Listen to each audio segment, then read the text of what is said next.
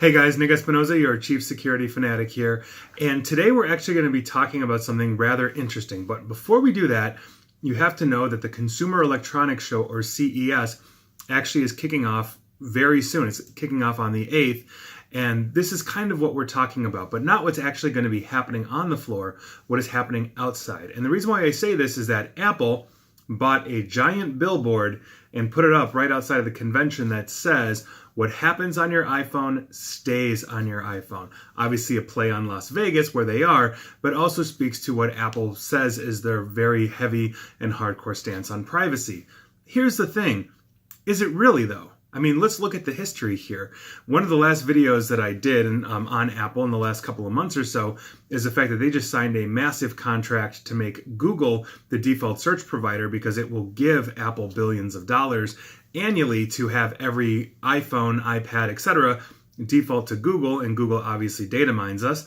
A couple of months ago, Bloomberg actually had a report that said, and I quote, "Bloomberg News recently reported that for years, iPhone app developers have been allowed to store and sell data from users who allow access to their contact lists, which, in addition to phone numbers, may include people's photos and home addresses."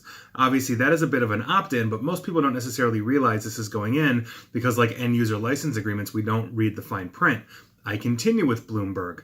According to some security experts, the notes section, where people sometimes list social security numbers for their spouses or children, or the entry codes for their apartment buildings, etc., is particularly sensitive. In Apple, July added a rule to its contract with app makers banning the storage and sale of such data.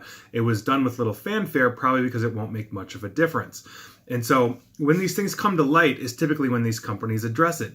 If we are going actually beyond that, there was an article, multiple articles, about a month after that Bloomberg report of this year, so a couple of months ago, that said, and I quote, "A bunch of Trend Micro anti-malware tools have vanished from from Apple Mac's App Store." And basically, these were Trend Micro published apps like Dr. Adware and some others that were actually stealing your browsing history and sending it back to a server in China. Not exactly private, and Apple obviously let this go on, whether it was violating the terms or their coding capability just was not as tight as it should have been to prevent this.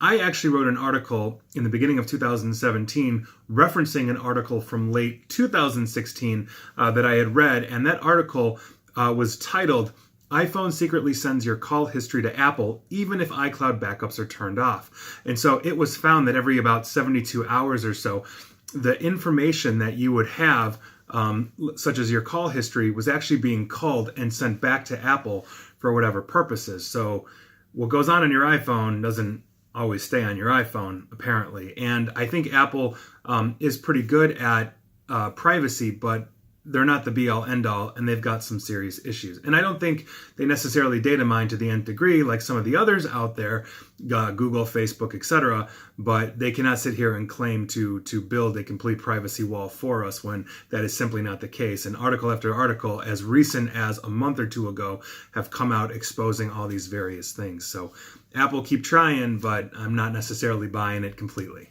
And please like, share, follow me here on Facebook and Twitter at NickAESP. And as always, stay safe and stay online. Thanks, guys.